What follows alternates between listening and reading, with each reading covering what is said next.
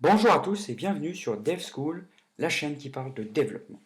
Donc on se retrouve aujourd'hui pour le deuxième épisode de la formation HTML où aujourd'hui on va voir ce que sont les balises structurelles. Donc j'ai déjà créé un fichier HTML et je l'ai ouvert dans mon navigateur. Faites-en de même pour commencer le tutoriel. Donc les balises structurelles, ce sont des balises qui vont permettre d'organiser votre code. Il y a des balises qui vont afficher des éléments graphiques ou qui vont un peu modifier votre texte pour, disons, euh, le rendre plus joli ou faire des interfaces graphiques comme un formulaire. On verra dans les prochaines vidéos comment faire. Mais les balises structurelles, ce sont vraiment des balises pour organiser votre code. Donc en fait, il y a quelques balises, mais on va commencer déjà par écrire le, le, le code nécessaire à une page HTML. Donc doctype HTML. On ouvre la balise HTML, on la ferme. Ensuite, on va ouvrir la balise head qui va contenir nos informations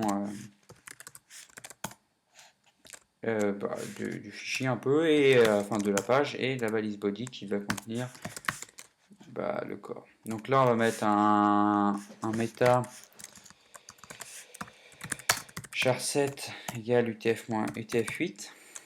Voilà. Et on va mettre un title qui va être les balises structurelles. Donc je vous rappelle que le title, c'est pour afficher un titre à votre onglet. Et la balise méta char7, c'est pour avoir les accents en gros, enfin plus de caractères. Donc là, on va commencer avec, donc on va enregistrer, on va ouvrir notre fichier ici. Très bien. Moi, on voit pas parce que j'ai qu'un onglet ouvert, mais on va en ouvrir un autre. Voilà, et on va aller sur Wikipédia pour vous montrer quelque chose. Alors, on va choisir un article un peu au hasard. Un peu au hasard, un peu au hasard. Je sais pas, l'effet Doppler. Voilà. Pour ceux qui ne connaissent pas, bon, c'est l'effet en physique, bref. Donc, mince, ça va pas. On va choisir un nom de personnage plutôt. Non, Einstein. Allez. Voilà, super. C'est ce que je voulais un peu près. Même c'est ce que je voulais totalement. Donc j'ouvre pour l'instant, on va voir pourquoi après. Donc déjà, on va commencer par une petite mise en situation.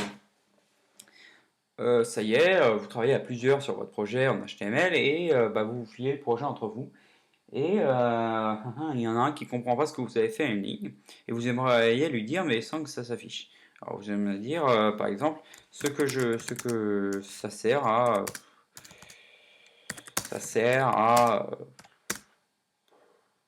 dire à l'utilisateur qu'il n'est pas autorisé à être sur cette page.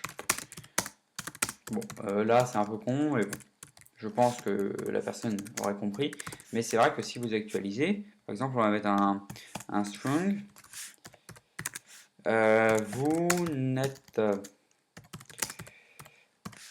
pas autorisé à être sur cette page. Bon, bah effectivement, si on regarde, on va voir que, bon, déjà, ça s'affiche, en plus, bon, c'est juste à la... Voilà, c'est bon, là, c'est pas trop le forcing, hein.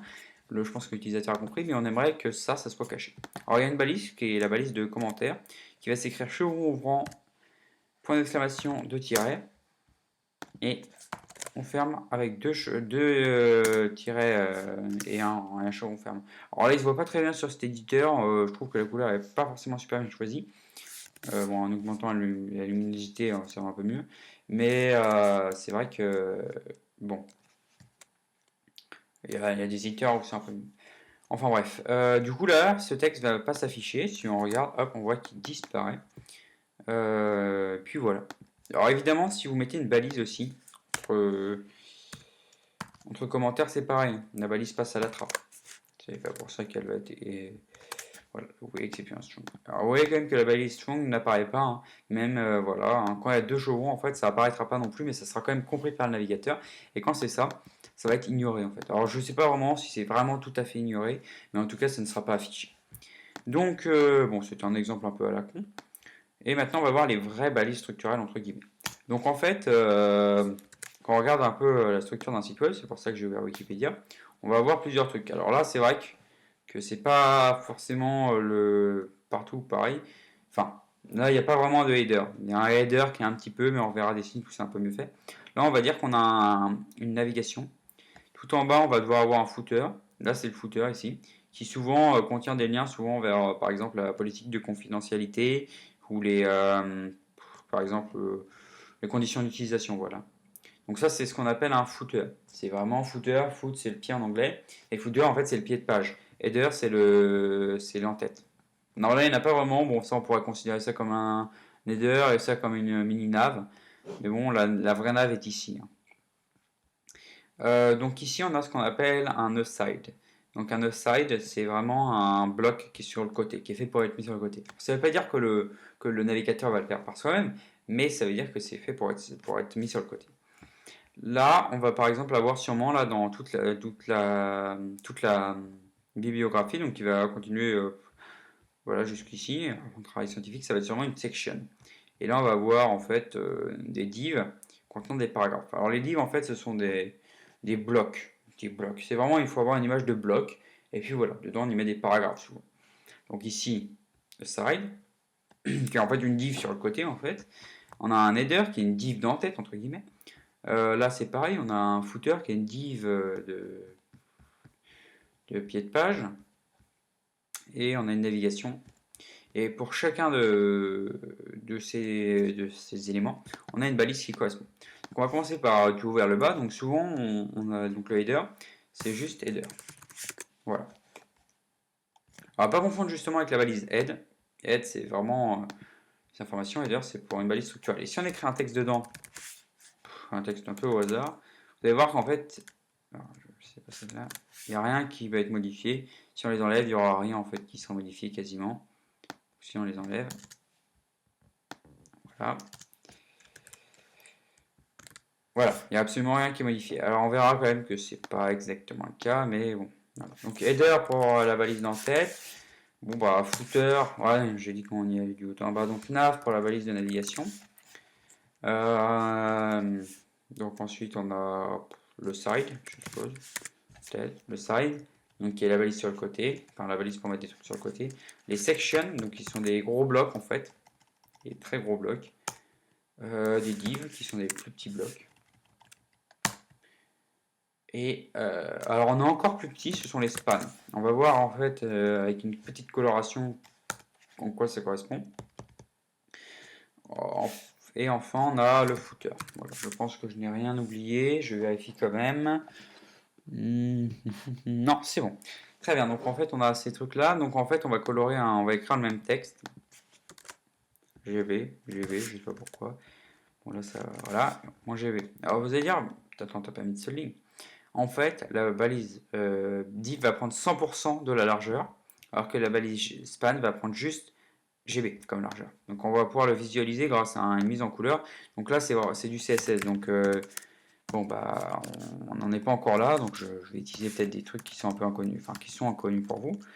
Euh, mais bon, on verra ça dans un prochain chapitre. Donc là, je vais mettre qu'il y en a un qui va avoir un arrière-plan bleu et l'autre un arrière-plan, disons, jaune.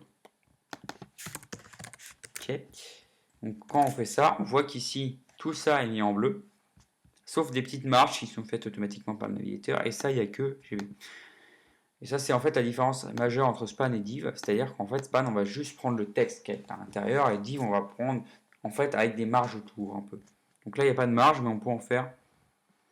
Donc voilà, c'est vraiment dans cette idée-là. Donc voilà, c'était vraiment les balises structurelles. C'est pas une vidéo très très longue et ça va nous permettre d'organiser notre note. Donc j'utilise pas souvent les balises assign et section, voilà. Mais j'utilise quand même les balises header, nav, div, span. C'est des balises qui sont quasiment obligatoires et footer.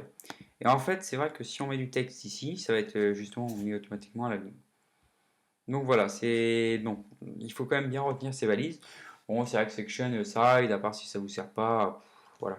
D'ailleurs, on peut évidemment regarder, est-ce que eux ils l'ont mis en aside. C'est pas sûr d'ailleurs, hein, mais on peut regarder. Voilà, et donc on a... Non, c'est une infobox qu'ils l'ont mis en div. En fait, vous voyez que là, il y a pas mal de divs en fait, hein. Et c'est vrai que les divs, c'est quand même... Il y a pas mal de paragraphes aussi. D'ailleurs, ils n'ont pas mis de section. Bon, les blocs quotes, ce sont des trucs pas très très intéressants. Mais bon, on peut aller voir en fait. Il est où le bloc quote? Je pense que il est plus bas encore. Normalement, le bloc quote, c'est un bloc de citation. Tiens, c'est peut-être ça. Et voilà, c'est sûr. Là, vous voyez, une citation. Bon, c'est pas... Voilà, on peut le faire, mais bon. Et après, bon, on utilise sur tous les paragraphes. Alors ça, on verra ça dans un prochain chapitre. Là, vous voyez un commentaire. Alors, voilà, là, c'est bien la preuve que quand même, il est bien lu par le navigateur. Alors, est-ce que d'ailleurs, ils ont mis un footer? Non. Eux, ils ont tout fait... Ah si, bon, ils ont mis un DVD footer. Bon, pas mal. C'est pas... Bon, on peut utiliser les balises ou pas. C'est pour ça que je vous dis, ça change pas grand-chose, mais ça organise quand même bien votre code. Donc, on se retrouve pour la prochaine fois pour une autre formation qui sera sur les listes. Donc, une toute petite formation, hein. Mais bon, voilà, il faut quand même la faire. Et puis, bon, bah, à la prochaine.